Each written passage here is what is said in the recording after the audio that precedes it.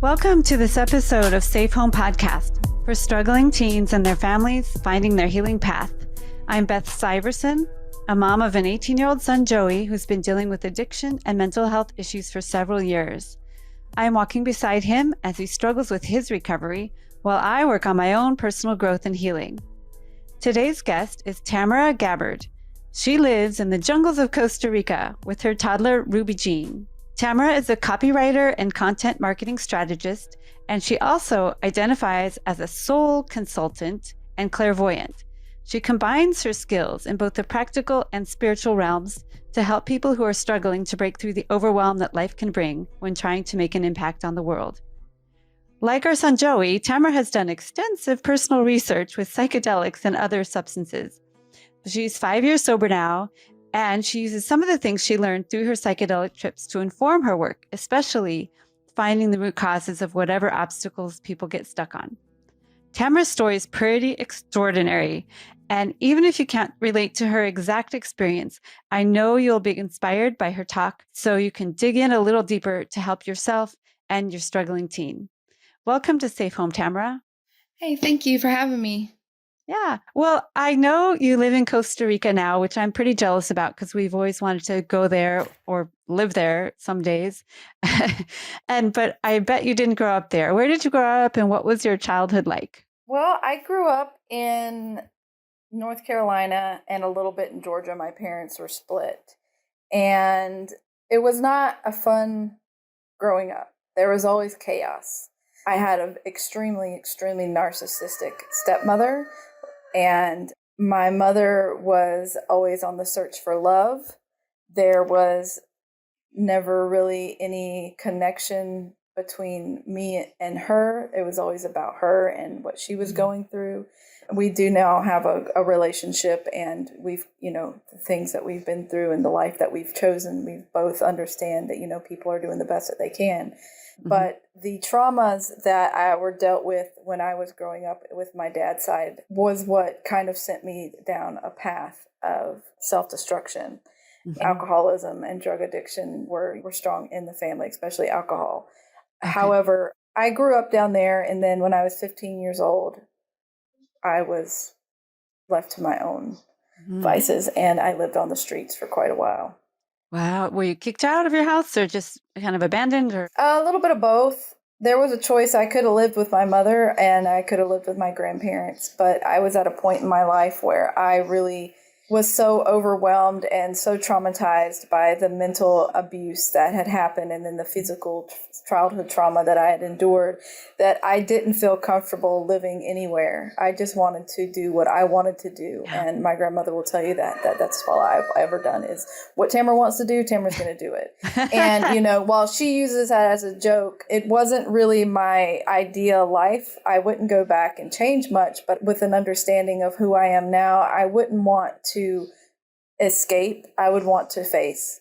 Because I think I would have been in a better place sooner. I was a straight A student until I dropped out of school. I didn't have problems in school. I didn't have problems with authority or with parents or with things. I was just treated horribly because I was the silent person. I wasn't the fighter.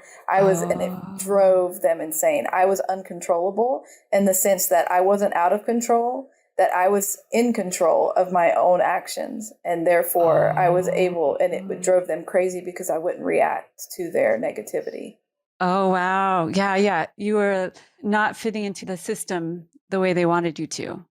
Exactly. Yeah. Wow. So you started on a path of self-destruction around 15, that's when we found out our son had gone down that path, but he had been going down the path for a couple of years and we just didn't know it. But that's kind of when it showed up. 15, it seems to be a common age for kids to kind of fall apart around that age. You're trying to figure out who you are and you're getting more autonomy. You're like feeling like a grown up, but you're not really. And yeah. So what did it look like for you? At first it was exciting because I was like, I'm doing my own thing, and as a teenager, you're kind of like, whatever. But when I started observing and being a clairvoyant, even at that age, I was able to observe and really learn from other people about what I did want to do. So, for example, At one point I lived in this trailer in the middle of the woods, and it was like full of kids, and we were all young, but there was like, you know, there were a lot of alcohol being used, a lot of drugs. And, you know, I wasn't a drinker then, and I had never tried anything.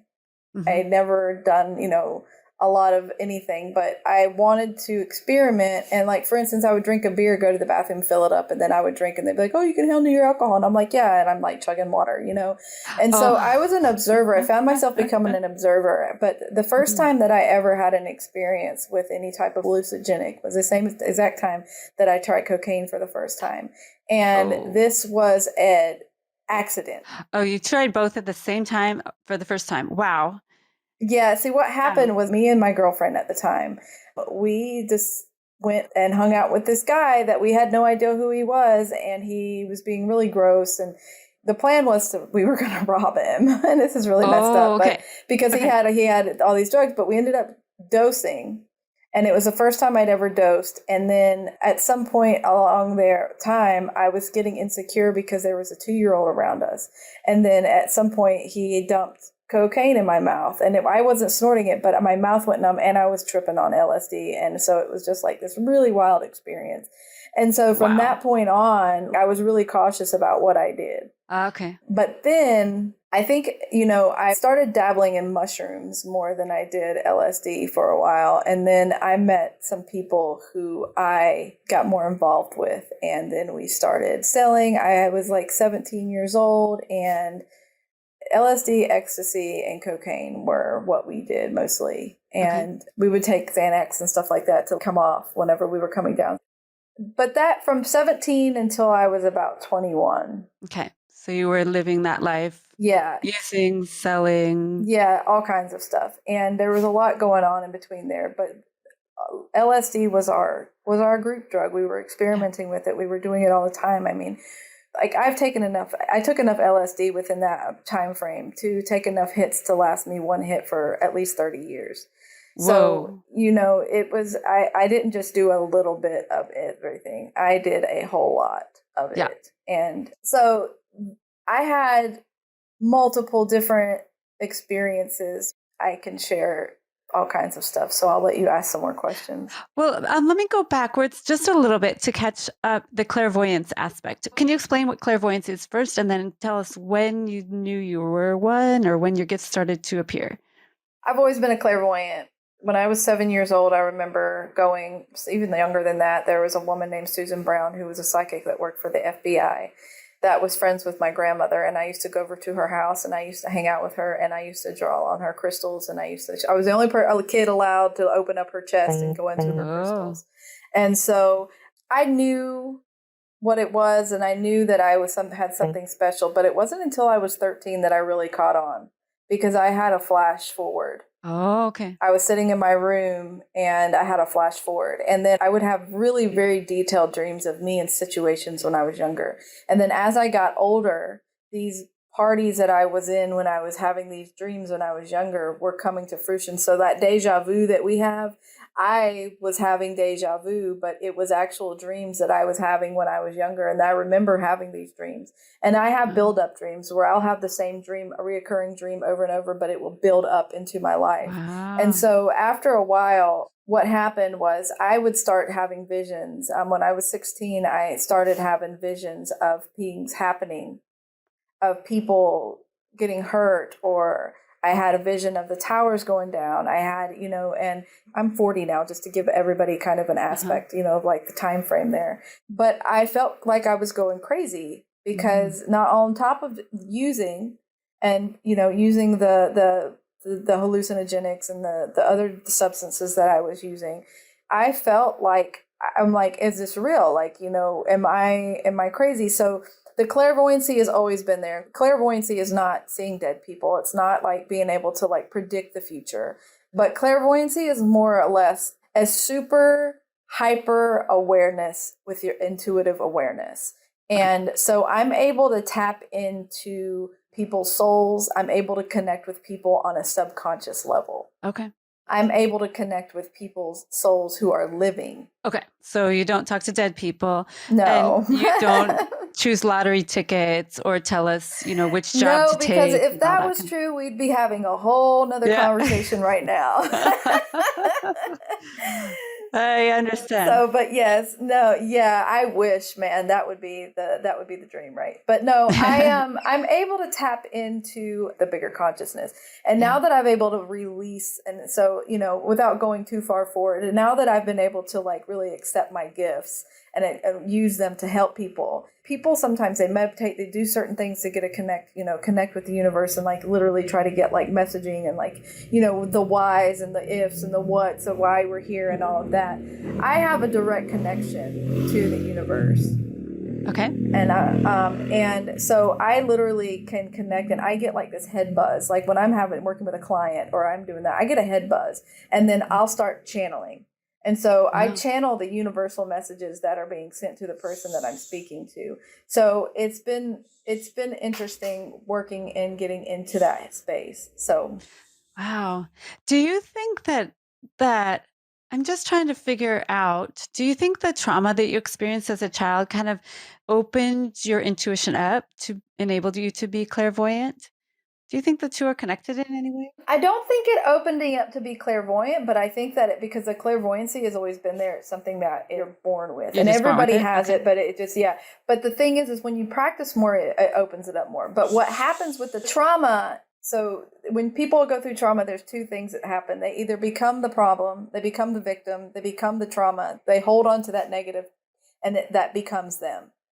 Or my personal experience, I use that trauma to know exactly what I didn't want to do. But it also put me into a fight or flight mode for a long time. And therefore my awareness around it was extremely hyper.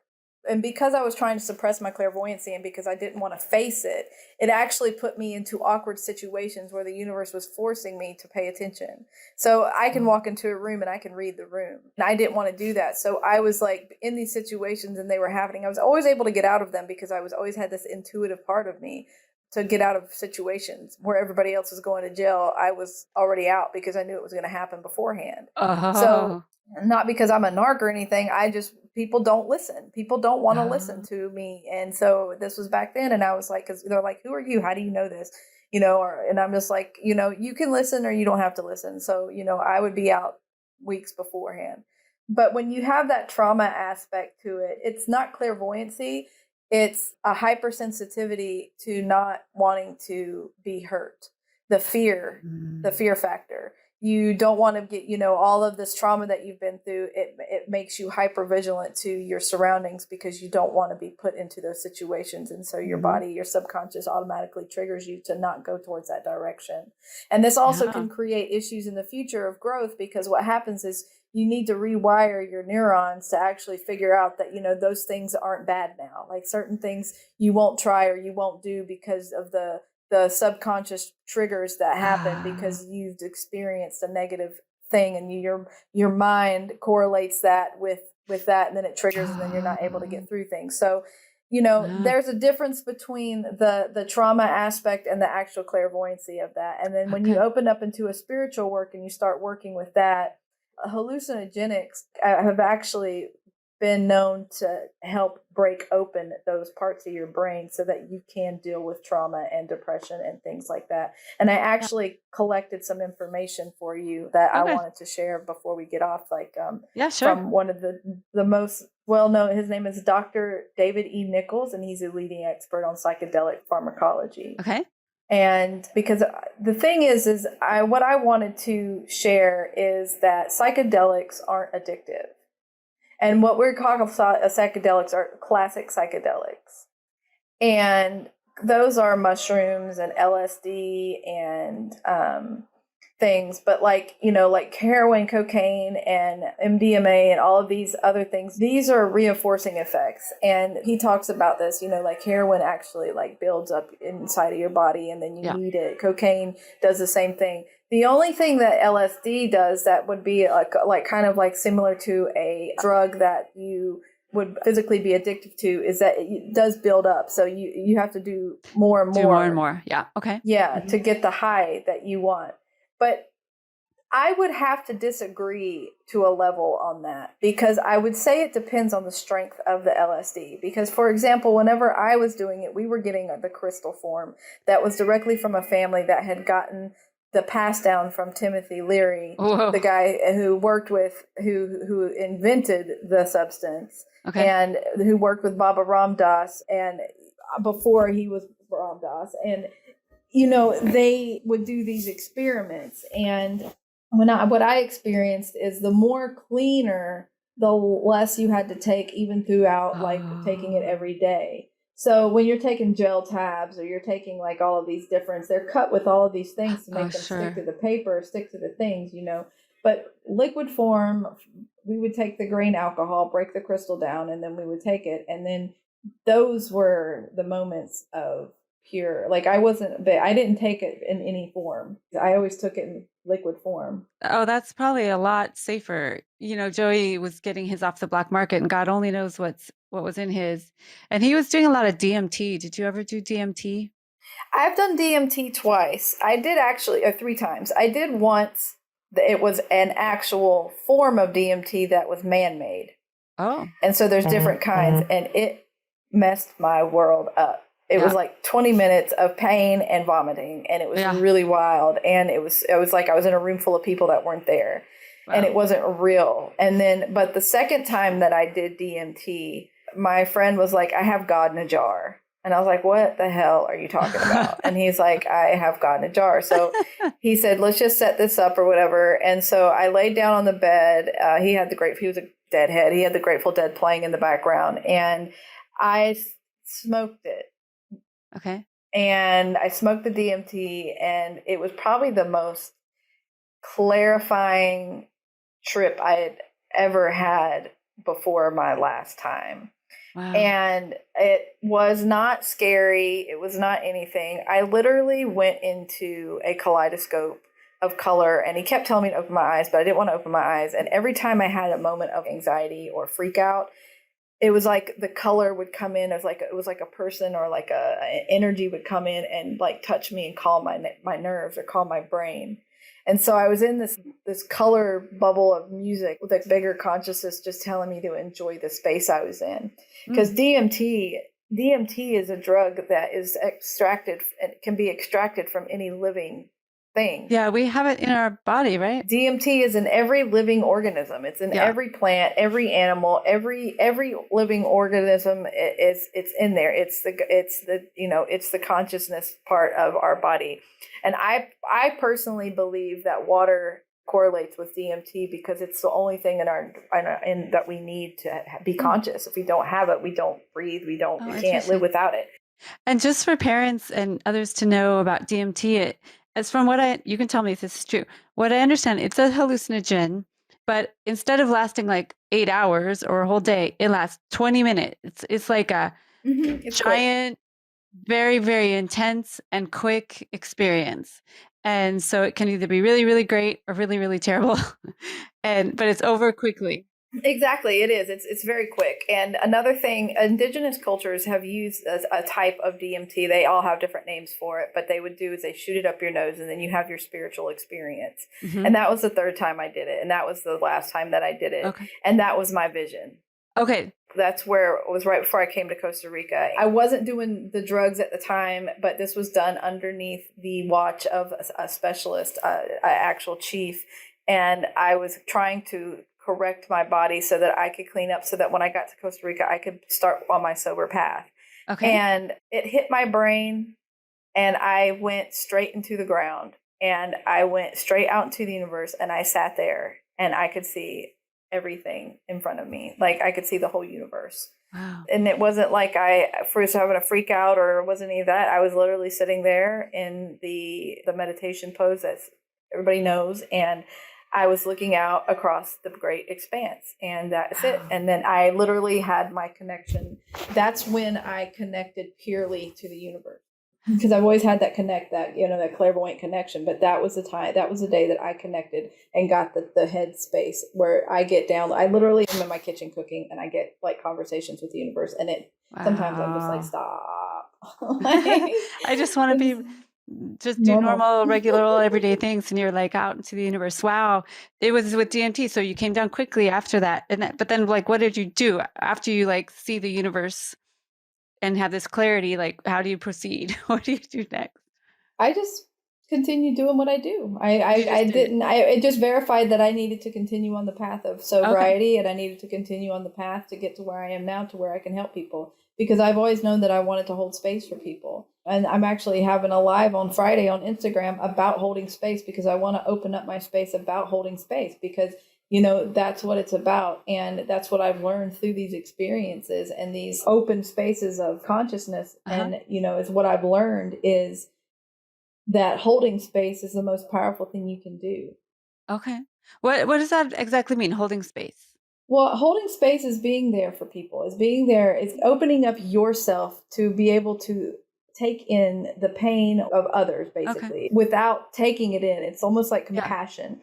Yeah. So my friend held space for me. So basically, when I have hard times and I need somewhere to vent, or I need something to do, or I need something to, somewhere to get rid of all of this anxiety or this aggression or just confusion or whatever, I'm always mindful of who I talk to. And before I even talk about it, I'm like, are you in a place to take on my energy right now? Because I'm about to unload on you, I always try to be aware of, like, the other person may not be in a space. Yeah. They may be like, may not be ready for this. Not today. So holding space is basically being available. Exactly. And holding space is just being available to open up and hold space for people to break open, to unwind, to unload, to connect. It doesn't always have to be a negative experience. Holding space is all about just really being there for the people that you are in your community, or there for you.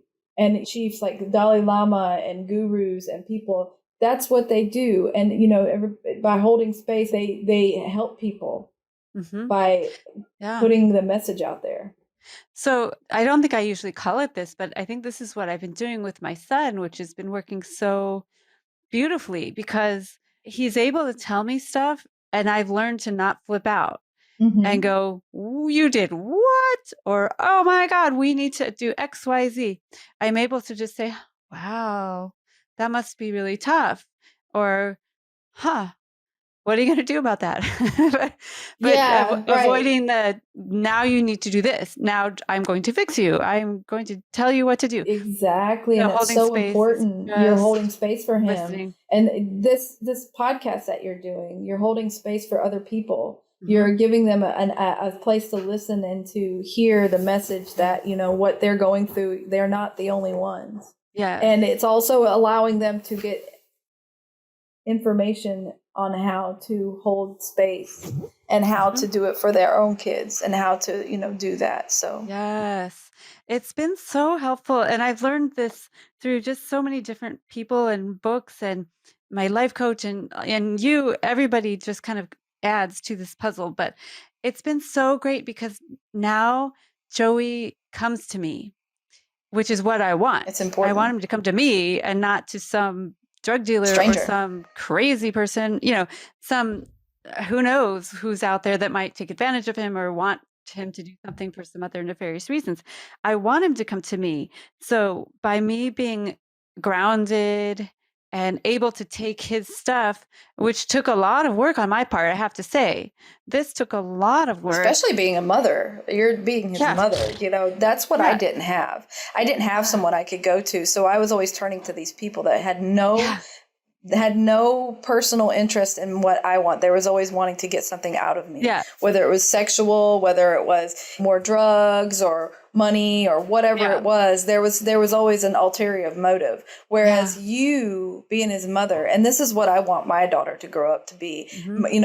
We're a sober family, but we're also a family that has a lineage of alcoholics and drug addicts. Yeah. And her father is an addict, but he's been sober for 15 years. Okay, great. But the thing is he's very like, if she drinks or she does this, I'm going to be like this. And I'm like, no, you're not.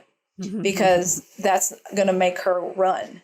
Yeah. The reason why I know that, because I was that person. Yeah. And I don't want her to run to anybody else, because I want her to understand. And as soon as she gets old enough, I'm going to let her know, if you're going to drink or if you're going to make these decisions, these adult decisions, but you can't handle it, or if you get in a sticky situation, make sure you call mama, because I've been there. Yeah. And even if I'm a mom that hasn't been there, I think parents should be more open to realizing that the people that they're raising are people. They're having their own experiences. They're doing their own things. And the more you push them and try to make them and force them to do things, the less they're going to trust you, the less they're going to come to you, and the more problems they're going to have in the future. Absolutely. This is not a path I would have chosen for my son by a long shot. I mean, it's completely derailed him at this point. But, I'm not doing anything that my parents wished I would have done. Heck, I'm a lesbian. That's a big one. I'm not their religion anymore. I moved halfway across the country.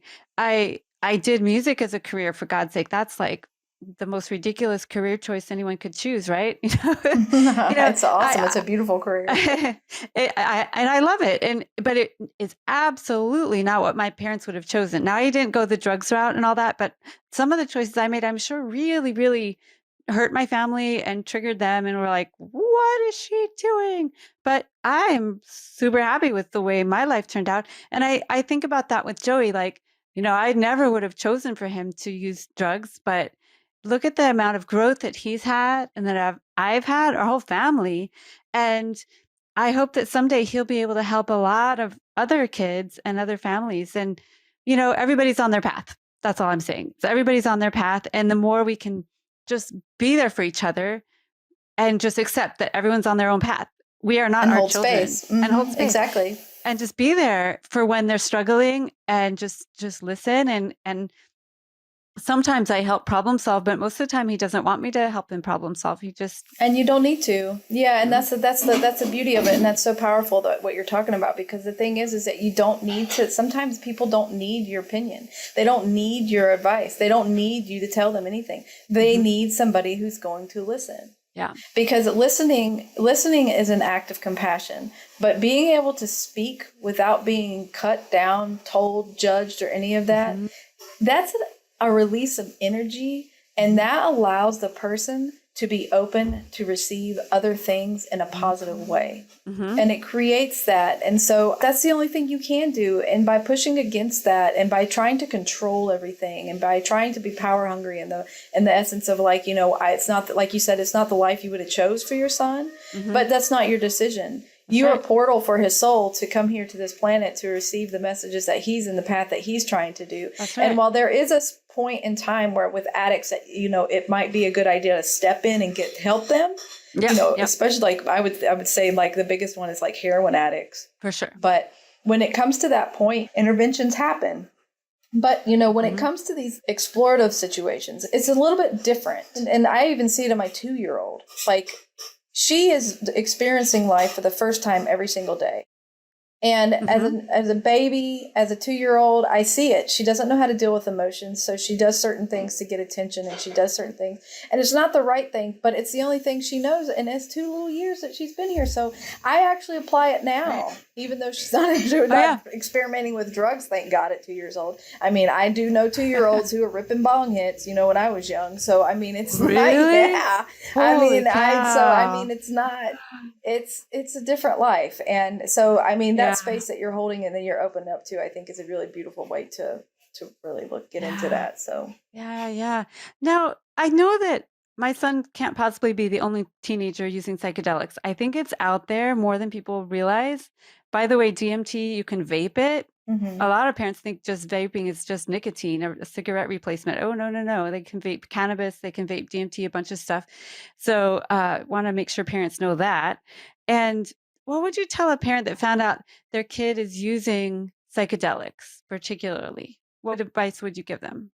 I would tell them to be in a place of serenity. I would not attack. I would not go full force. And I would try to find other people who have experienced it and talk to them about it before you approach. Because especially if you know that they're doing psychedelics, or let's say they're in the middle of a trip, like they're in the middle of using it and they tell you and you freak out, you could trigger them to literally have a mental breakdown. So you have to be cautious. Where are they at on their journey with the psychedelics? Come at them as you would want somebody to come at you. Put yourself in their shoes. Don't allow yourself be overcome with emotion and anger and disappointment, because those are your emotions, not their emotions. And if you decide to deflect those emotions into them, it will cause trauma. Yeah. And then they'll want to rebel and go do it some more. Yeah. And you can't stop people from doing, especially at a certain age, you can't stop people from doing things. But what parents need to do is they need to educate themselves. And yes, it's not even that LSD is more accessible than it used to be, or mushrooms are more accessible. What's happening is the internet is more accessible. Well, yes, they can find anything, any knowledge, any information. And you, as a parent, can find anything as well. And so, like, I'm going to repeat his name for those parents out there that want to, like, get some real information on it. Dr. David E. Nichols. And he has a lot of information out there. He's one of the top scientists on psychedelics. And he's the Purdue guy that's working on the trials. Is that the guy? He does do trials. I can't say whether or not he's the Purdue trials? guy, but he does clinical trials, yes. Yeah, I've heard of this guy. Yeah, I mean, it's like for real. There's real above board scientific stuff going on. It's not just like, a bunch of Grateful Dead people doing this anymore. Yeah, exactly. And the thing is this stuff has been visible for a very long time, and it's been, and the thing is it's been going underground. The problem is the government tried to control it like they did hemp. MDMA was is a serotonin. It actually helps with depression. LSD and mushrooms, they actually help with depression and clinical things. And these are all natural substances. This isn't new. The government knows. No. And they say, oh, well, we haven't done any studies on it. No, they have done studies on it, and they found out what happens, and it allows people to have a more open mind about life, and they can control them less. And therefore, that's the reason why that's it. But now all these new studies are being done, because you know what? Those people that were doing the studies on back in the 60s are now the people that are the doctors and the scientists that are doing the studies now. So it came around full circle, and the government's like, oh, shit. Yeah, these people are the people that we broke them open. You know what I mean? So, I mean, if I could tell parents anything, it's to just be compassionate and hold space for your kids, because if the more anger and the more resentment and the more that you hold, that's your resentment, because you didn't create the kid that you thought you were going to create. And that's not fair to you, and it's not fair to them, because what's going to happen is it's going to put them into a place where they don't trust you. And then you're going to be in a place of despair, and then there's going to be arguments, and there's going to be disconnect, and then there's going to be all this, and there's going to be all the finger pointing and the blaming. And it's not a problem. The only problem is not being able to understand each other. And if there's no addiction there, they're not addicted to the drug. They're addicted to the experience. For sure. And the drug itself won't kill you, but you could do some really stupid shit while you're on it that could kill you, right? It's not harmless. It's not harmless. It can create problems. I mean, it can, especially if there's stuff out there now. The stuff out there now, there's a lot of different chemicals that are put into it, and like stuff like. Oh yeah, and you always have to be careful of fentanyl and stuff. That especially. Good Lord, that's just like the craziest thing that's happened to drugs in forever. But it's terrible. With LSD and things like that, it depends, because, for instance, I do know that to get the LSD to stick to paper, they use chemicals that are in like rat poison and stuff like that. So if you get to these levels where you're taking large doses, it can create illnesses and problems. Now, with us, when I was doing it, we were using 100% grain alcohol, breaking it down. And I mean, it wasn't the kind you stuck in your eye because it burnt like hell. But I physically took over 70 hits at one time. And this was not on purpose. I wasn't trying to do that. I was tripping, and I made a bad decision. And I was like, and I was chewing on the bottle. That's the next thing I know. And my friend was like, what are you doing? And I was gone for 3 days. And that's when I cracked open. What are some things people can do if they or their kid are using psychedelics? I'm all about harm reduction. What can people do to stay safer using psychedelics? Always have a sober person around. Whenever we do our trips, there was always one person that stayed with us that was sober. Yep. They sometimes call it a guide or a trip sitter. Yep, a trip sitter. When it comes to like you experimenting or you getting in, you should always have somebody there that knows how to deal with it. In case you start going into a bad trip or a black hole or anything like that, that's the safest thing you can do, is have somebody there who's experienced, that's sober. Yeah, that's really, really important. Joey did most of his psychedelics by himself in his bedroom, which is so scary to me. So now he knows to get a trip sitter. And I don't think he's done it super recently, but when he does get somebody to sit with him. So that's good. I feel really lucky that I read Michael Pollan's book before this all went down with my son. Have you ever read that book, How to Change Your Mind? Mm-mm. But I have to look it up. You have to send it to me because I'm all about books. Yeah. Okay, you would really like it. And I feel really lucky. I just landed on it. I think he did an interview with Terry Gross or something on NPR. And this was before I knew anything about what was going on with Joey. And he talks about psychedelics. And in the book, he tries, I think, 3 different kinds. I think he did ayahuasca and mushrooms and LSD and writes about it. And it's a fabulous book. And it helped me really understand psychedelics. So when I found out that he tested positive for psychedelics when he landed in the psych hospital after a suicide attempt, I didn't freak out nearly as bad as I would have, because I would have thought, oh my God, he's going to die. But I knew the psychedelics wouldn't kill him. I was very concerned because how a 15-year-old gets into psychedelics, that's a whole area of concern, right? Like, why would he be using that? But I felt really lucky that I had read that book. And I really recommend that book to anyone that's concerned about psychedelics or is curious about it or interested in using them or whatever. For adults only. I'm also concerned about kids using it because their brains are not formed yet. Their frontal lobe's not done till they're like 25. So I'm scared about kids using any substances really, but just it's not done cooking yet. So let's just let it cook. And when you're 25, you can do Yeah, right. But for people like the younger generation, the reason why they're excelling and they're like, they're pushing through and they're like trying all of these experimenting younger ages and doing all that is because the bigger consciousness is waking up. And the planet shifted. The planet shifted a few years back when that earthquake happened in Haiti, and it literally tilted the earth by like an inch or like a quarter of an inch or something like that. But that's huge in the aspect of it. And so all this chaos and this stuff that's happening in the earth right now is the polar caps are changing. And so people are just don't want to hear that message. They don't want to pay attention to that. They just want to listen to what the politicians are saying. But our earth is going through a transition. And with that transition, it changes us because us as humans, we belong to the earth. We come from the earth. We go back to the earth. Right. The only thing that is not connected here is our spirit. Our spirit is universal. Our bodies are natural beings of this planet.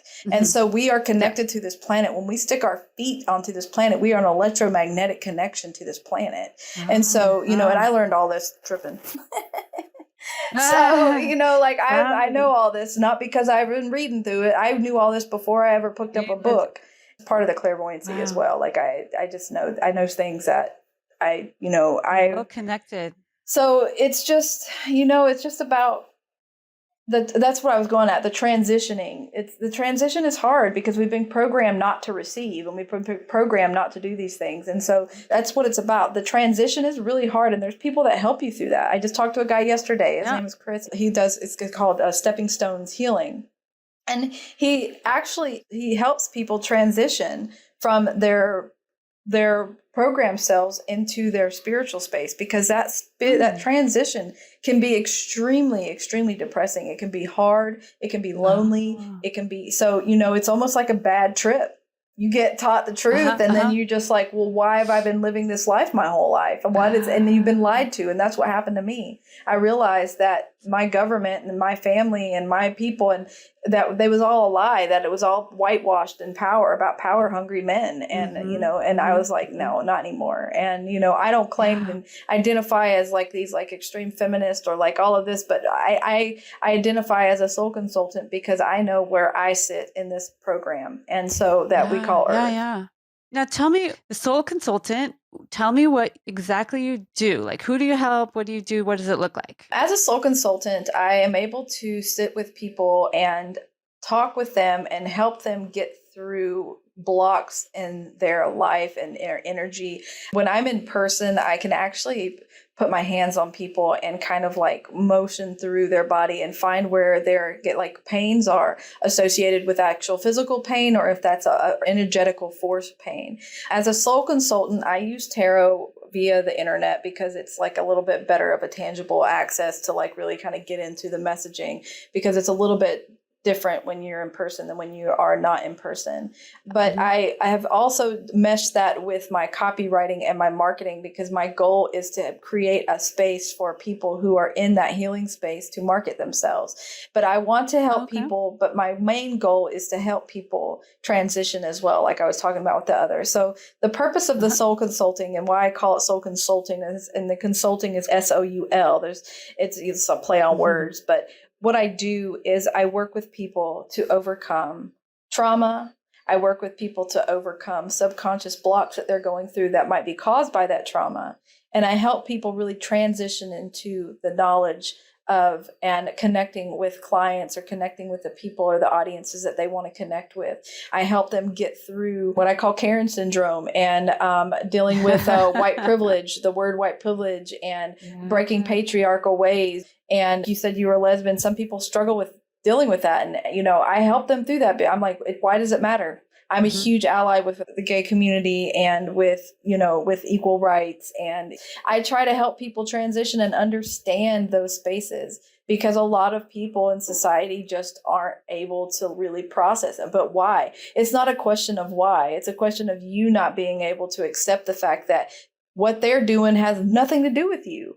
Why are you? It's because people are so about themselves and so separate and, individualized. That they don't realize that we're all part of the same thing. But at the same time, if one person decides to love another person and they're the same sex, what does that got to do with you? And why are you angry about it? Yeah. So I help people transition. So being a soul consultant helps people transition into a different part of a way that they think and to get out of the programming that this world has placed on us.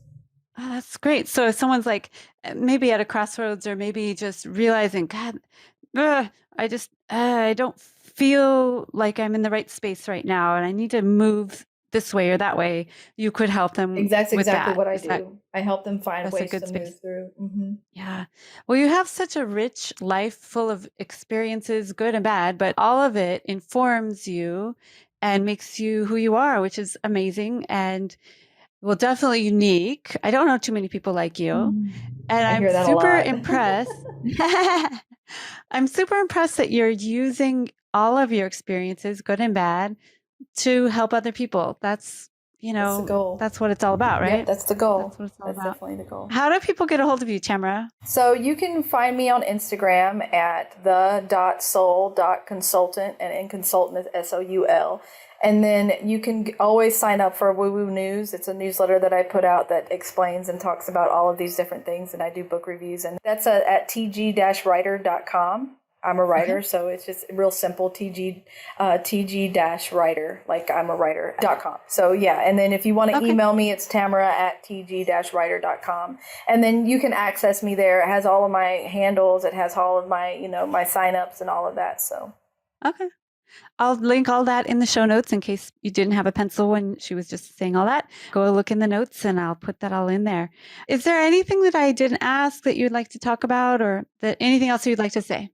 I really hope that people understand that beyond the hallucinogenics and beyond, even with anybody with addiction, and especially with a child with an addiction problem, that parents can be more compassionate and more opening and more willing to receive and try to find the root causes versus trying to push away and try to control. I really pray and hope that we can start using that one collective consciousness to help our kids evolve into loving, caring, compassionate people, and that starts with you as a parent. I am 100% on board with you with that. Totally agree. 100%. I think that's so important, and that's why I'm doing this podcast and getting the word out as much as I can to help our kids. I'm so glad you are. It's so beautiful. Oh, thank you. Thank you so much. I'm really grateful you were here to talk to me all the way from Costa Rica. Make sure and share this episode if you know anyone else with someone struggling with addiction, or if somebody's using psychedelics and you're not sure what's going on, or if anyone that just needs this information or is interested in clairvoyancy or getting some support around a transition that they're personally having, please share this episode. Go ahead and find us on social media. We're on all the places. You can also hear this episode on YouTube or any of your podcast apps. And we are on Patreon. You can find us at patreon.com/safehome. If you would like to support us with a donation of $5, $10, or $25 a month to help us maintain our commercial-free podcast and other workshops and events that we do around here at Safe Home. I want to welcome our newest Patreon member, Angela. Thank you so much for your support, Angela. We're glad to have you on board. Thank you. I think that's it. So thank you again, Tamara. I appreciate you coming on. And Tamara and I both want you to stay safe.